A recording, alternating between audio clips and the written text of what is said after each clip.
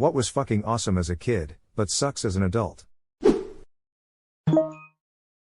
Capri Suns for some reason, and Mountain Dew is like literally drinking acid water mixed with sharpened thumbtacks. I'm 37 and Capri Suns still rock. Granted, I drink the ones with 20% less sugar now, still tasty though. Water parks, now all I see is piss in the pool and a gaggle of judgmental teens. I went to a water park this year for the first time since I was a kid, now 36, and actually had a fucking blast. You weren't thinking about the piss or judgmental teens.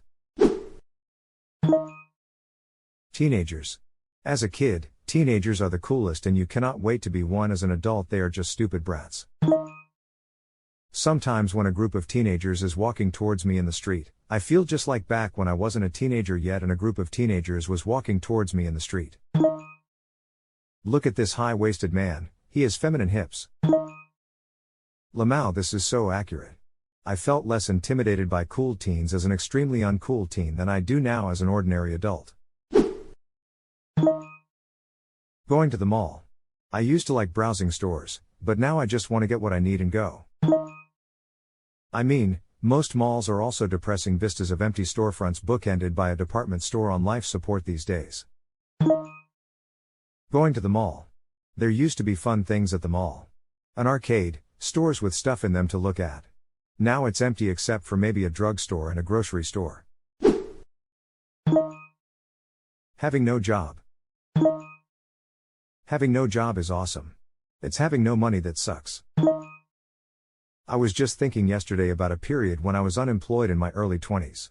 I was like shit, I wasn't doing anything with my life. Then I started thinking about how awesome it was to have so much free time. I was unemployed for a year after college due to the pandemic. I missed the days I could just get up at 2 p.m., game all day, then go to bed at like 4 a.m. without anyone but my parents bugging me. Joke's on you. I have a job and I still do this. Losing a tooth. Oh yes. Can you imagine running around showing your family, look, I lost a tooth. Doesn't it make me look adorable? And when you were a kid, a lost tooth makes you money. As an adult, it costs you way more than all the money the tooth fairy ever gave you. That's how the tooth fairy makes enough profit to give some back.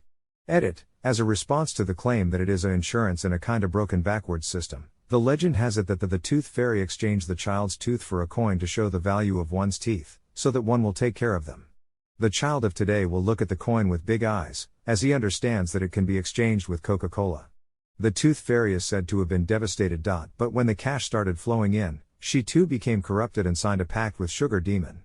There is an illustration of this metamorphosis, but I cannot remember the name of the artist. Link to painting. Holy crap, the tooth fairy is a dentist. How did I not see that? Wait, is that where my dental dollar goes? To little kids? Based on my life, they should be getting a hell of a lot more than a couple bucks. They should be living in luxury tree houses or something. Tooth fairy has to make a living. Her dates with Jurgen von Strangle don't pay for themselves. This was unexpected but not unappreciated. As a kid, you get to grow a new one for free. As an adult, it'll cost you over $5,000. This while I sit in waiting room for a tooth extraction for a double implant to replace a bridge. Cost $10K. Waking up in another place than you fell asleep. Not to get sappy, but I used to love when my dad would carry me into my bed after falling asleep in the car or on the couch. I would wake up when he was carrying but pretend to be asleep. It was such a nice feeling. He walked out on us right after my baby brother was born. My mom became pretty jaded and emotionally distant and would just drag him into bed whenever he fell asleep because she did not feel like carrying him to bed. I used to make it a point to carry him into his crib as gently as 12-year-old me could. Hope the little dude had that feeling too despite being in a broken home. Reminds me when I was younger. My older brother would carry me to bed as my dad had a bad back and I was very much my brother's little princess. Unfortunately, he got with a woman who was mentally unwell and he hasn't spoken to us for over 15 years. Sometimes I wish I could go back in time 30 years so I could snuggle my tiny face into his shoulder. I'm so sorry you lost your relationship with your brother. I've seen that happen firsthand and it's terrible. I'm an only child and always wanted a sibling. My cousins don't speak to each other anymore because the woman my one cousin married is a gigantic thunder cunt and has broken him down and abused him so badly that he has lost the will to stand up to her. So he's let her estrange him from his sister, and most of the rest of the family actually. What I wouldn't give to get that bitch in a room and have it out with her. But now they don't come to any family functions, so I don't think I'll ever get a chance. Yes, sadly I have a similar situation. My older brother is married to a woman who manipulated him to completely estrange himself and his daughters from me and my other brother just months after my mother died. So now I have one brother who doesn't speak to me and another who is my best friend / most important person to me in the whole world. The dichotomy is astounding. I'm sorry to hear that your cousins have a similar super sucky situation. But siblings can be wonderful also. My one brother is amazing and I can't imagine my life without him. Your home was a good place for him to grow up if it had you in it. You're a good person. Exactly. Smile. Very good job done being the older brother. Nurchin less than 3. My dad did this also. I was 3. Never once saw him again. You sharing how you cared about your little brother made me cry. You are an excellent human being. Kissing face. Sometimes I fall asleep on the couch and my GF moves me to the bed, but I'm so far out of it I don't realize what's happening. When I wake up next to her in bed the next morning, I feel happy and comfortable. Edit, I walk to bed with my eyes closed. She directs me and gives me words of encouragement. It's not really fun for her. She says Sleepy Aldous Huxley is an asshole. Sometimes I fall asleep on the couch and wake up on the couch and I'm still confused as to why I'm on the couch. Also, why does my neck hurt, my glasses are bent, who left the TV on, and why is the cat on my face? Like. Does she wake you up or carry you? Reads like she partially wakes them and walks them to bed but they're still too sleepy to realize what's happening. Eating large quantities of candy in a single sitting. Yes. Still tastes great but gives me wicked heartburn. Frown. Too much sugar can give me heartburn, but the more common side effect is a headache. I've discovered I get headaches if I don't get enough sleep, don't drink enough water, or eat too much sugar. Or any combination of the 3. Basically everything is slowly killing you. Expect sleeping. But it's freaking hard to get sleep. Seriously. I could eat a bag of caramels during one movie at university. Now I eat maybe 3 pieces a day when I have some. I have a friend who actually eats more sweets in a week as a 37-year-old adult than most kids could ever hope to consume in their whole childhoods. His heart occasionally beats irregularly but he assures me it won't stop him. I have a new role model. Or chips. Yes. I craved sugary sweets as a kid and now all I want is chips. Getting mail. I remember every day begging my parents if I got mail. I had pen pals. I got so excited when something came for me. Now I dread going to the mailbox because all that will be there are bills. Sounds like you need to find more pen pals. You can just send a letter to your family. They appreciate it. Ask them to write back. Spinning in circles. I try to do that now while holding my little one and I do about 2 spins before I'm lightheaded and dizzy as a drunk.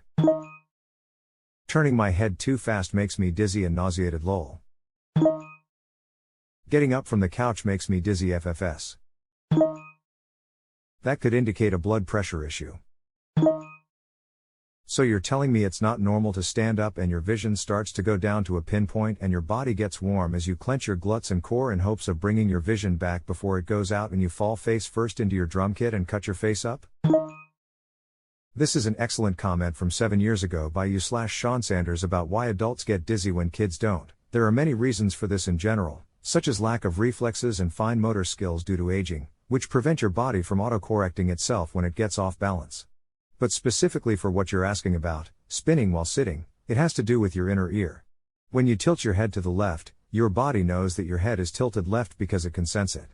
If your eyes are open, you could sense it just by seeing that everything is not tilted. But if you close you would still feel that you were tilted. Even when you pass out and wake up never remembering having gone to sleep, as you awaken, you can sense which way you're oriented. Your body accomplishes this through the use of liquid-filled tubes inside your inner ear which stimulate nerves as the liquid levels itself with gravity. When you are young, you have more blood flow to all various parts of your body, and your inner ear sensors are healthy and plentiful. As you age, however, you start to lose sensitivity in those nerves, or sometimes lose nerves completely. This makes it so your inner ear sensor is less precise than it was when you were younger, means when you really shake it up, like spinning in a chair, it can take a little longer for it to sort itself out and figure out where you are oriented. Additionally, people can develop debris inside those liquid-filled sensors, like calcium buildup, really tiny rocks. Those end up sloshing around with the liquid as well and, as they interact with the liquid, send false signals to your brain via those nerves. In other words, people with healthy inner ear sensors will have much better balance than people with less healthy sensors. And as we age, our sensors become damaged or at least less precise. https://www.reddit.com//comment/3bo0et/comment/xo0ev3/edited to add my own comment. Adults are also more likely to be on medications, sometimes multiple medications, that make you dizzy or affect your balance. As one of those folks, I highly encourage everyone to do balance exercises.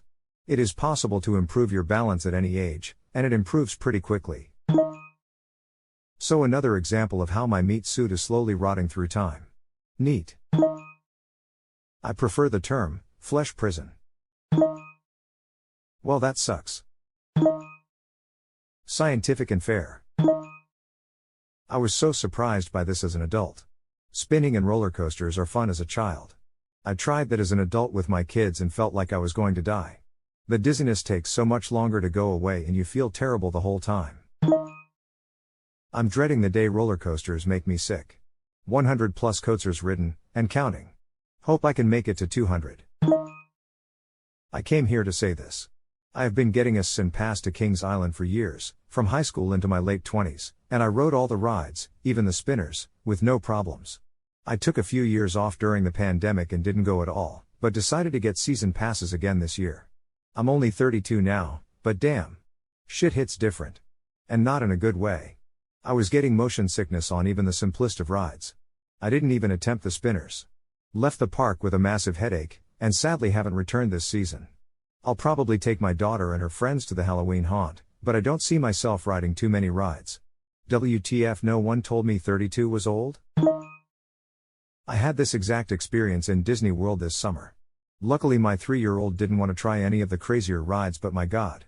Edit, I'm also 32 next month.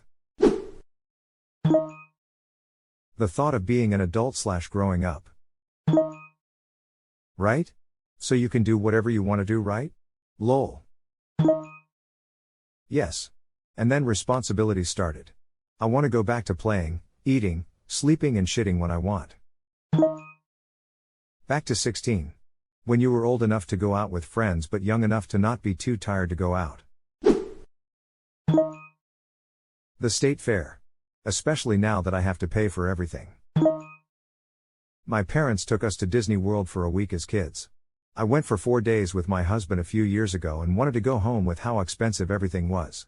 I went home and thanked my parents for that trip.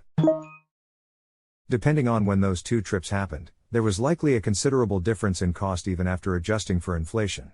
Relevant New York Post summary here. Yep, went as a family of 6 for a week in 2000 and at the time it was $900. For everything. My dad wouldn't stop complaining about it, so I remember the number specifically went by myself again in 2021 and it was thousands of dollars for just me, and I didn't get to do nearly as much stuff as we did in 2000 either. That was with me budgeting.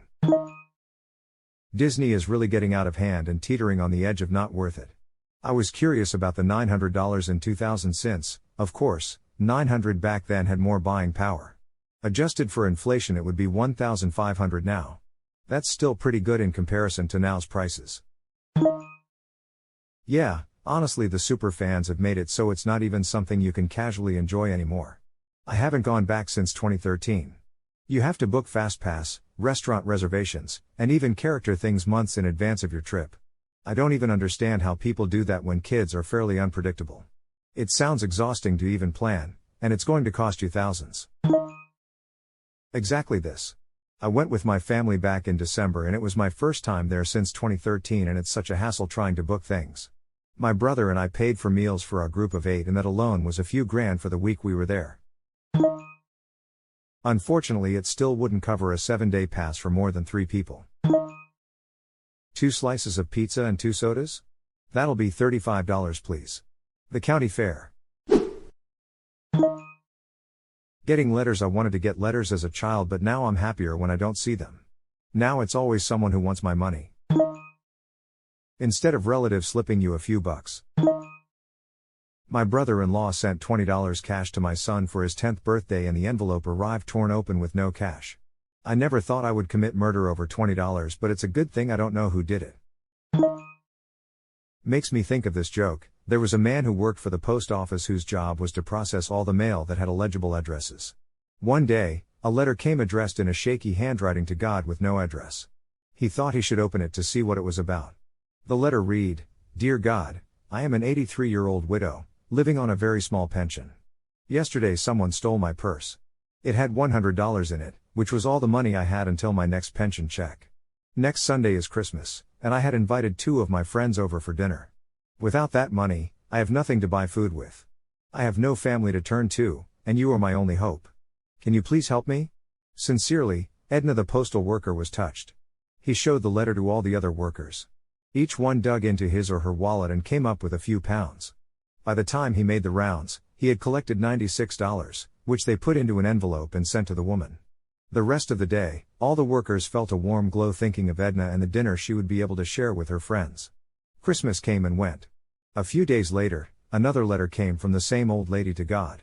All the workers gathered around while the letter was opened. It read, "Dear God, how can I ever thank you enough for what you did for me? Because of your gift of love, I was able to fix a glorious dinner for my friends. We had a very nice day and I told my friends of your wonderful gift. By the way, there was $4 missing. I think it must have been those robbing bastards at the post office. That was cute, thank you for sharing." Perhaps the postal worker could have explained to the old woman that the discrepancy was likely due to the exchange rate at the time, as for some inexplicable reason the postal workers were only carrying pounds that had to be converted into dollars.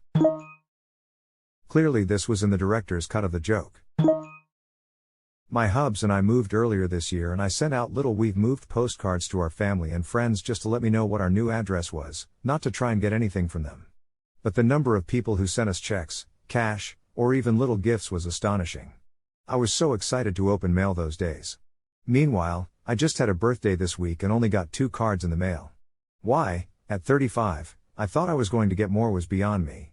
But I checked that damn mailbox all week looking for cards, not money, just a nice card to open. I've decided I wanted to be the person who mails my friends cards and stuff. So I have accumulated a stock of cards and postcards, and wrote all their birthdays in my calendar, and have started sending birthday cards out.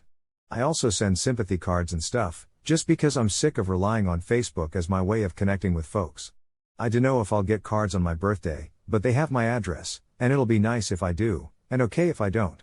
I'm happy it makes them happy. I'm in my early 30s and these days the only birthday card I get is from the realtor I used to buy my house a few years ago. She sends cards for my birthday, my wife's birthday, the anniversary of when we bought our house, and Christmas. At least I get some cards, I suppose. Being an adult is having this conversation less and less frequently until you lose contact with them entirely. "Hey, you doing anything for your birthday?" "Nah, I gotta work." "Might do something that weekend, you wanna swing by?" "Sorry, I have to work." "No worries, I understand." "Sorry I couldn't get you anything, had a doctor's appointment, low on cash right now." "It's fine, you know I don't expect anything. I wish we could hang out sometime." "Same. Just been so busy lately, when I have a moment free from work I'm just too tired for much of anything." "Yeah, I feel that. Man, remember the good old days?" "Yeah. Oh, sorry. Gotta go. Talk to you next week? Only if I'm not dead, ha ha." Friend, too real. Sorry I don't have time for a lengthier response, but I gotta get back to work. Sorry I forgot your birthday, hope you had fun though. Or it's the call, "Hey man, Alex's birthday is coming up and we're getting a cabin for the weekend. It's $250 a person plus food and alcohol. Saturday we're going to the casino. And it's a 3-hour drive north of the city. We're all taking Friday off and leaving at 9 a.m. You down? Sorry, my sister's coming into town. But really you're just too broke to go. Just the idea of a day off work to spend money makes me anxious. Too real. Man, this depresses the hell out of me. I'm 20 and the thought of work sucking all your time and energy away, making you unable to do anything else, is terrifying. That last line got me lamau. If you liked the video, hit that subscribe button for more content. I post every day and I'll see you next time with more stories.